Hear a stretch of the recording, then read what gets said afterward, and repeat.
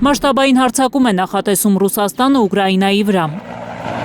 Associated Press-ը գրում է, որ Մոսկվան ուզում է ուժեղացնել ճնշումը Կիևի վրա հնարավոր բանակցություններից առաջ։ Իր սու 35 կործանիչներն է ցուցադրել Դաշնությունը, որոնք ամենայն հավանականությամբ կռվելու են ռուս-ուկրաինական ճակատում։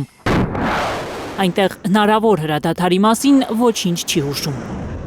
Ռուսական լրատվամիջոցների տեղեկություններով առաջնագծում նոր ուժեր է տեղակայում Ուկրաինան։ Կիևն ավելացնում է օտարերկրյա կոնտինգենտը։ Ըստ լրատվամիջոցների Ուկրաինա են մեկնել զինվորականներ Գերմանիայից, Ֆրանսիայից, նաև Հյուսիսային Եվրոպայի և Լատինական Ամերիկայի պետություններից։ ԱԹՍ-ներով զանգվածային հարձակում են սկսել ռուսները Դնեպրի վրա։ 4 մարդ է զոհվել, 21-ը տուժել։ Կիևը հայտնում է, որ ոչնչացրել են գրեթե 2 տասնյակ գրոհային անօդաչուների մեծ մասը։ Ուկրաինան հայտնել է Ռուսաստանի Բրյանսկի շրջանում ռազմական ենթակառուցվածքների ոչնչացման մասին։ Գլխավոր շտաբը հարվածն անվանել է պատասխան ուկրաինական բնակավայրերի վրա ռուսական բանակի անօդաչու թռչող սարքերի շարունակվող հարձակումներին, որոնք ոչնչացնում են քաղաքացիական ենթակառուցվածքները, սպանում ուկրաինացիներին։ Ուկրաինայի զինուժը մինչև կեսօր անօդաչուներով գրոհ է սկսել Բելգորոդի շրջանի վրա։ Ռուսական հոպը 2 անօդաչու սարք է խոցել։ Գիշերը Բելգորոդի շրջանի երկնքում 3 ԱԹՍ է ոչնչացրել Դաշնությունը։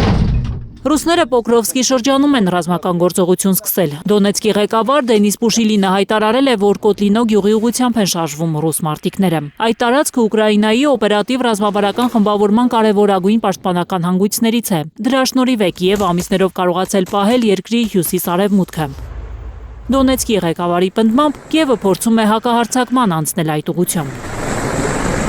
Ռուսական հյուսիս խմբավորման զորքերը վերահսկողության տակ են վերցրել Սումիի շրջանի Վեսելովկա գյուղը։ Ռազմական գերատեսչության տվյալներով հարձակողական գործողություններով են ռուսները մտել բնակավայր։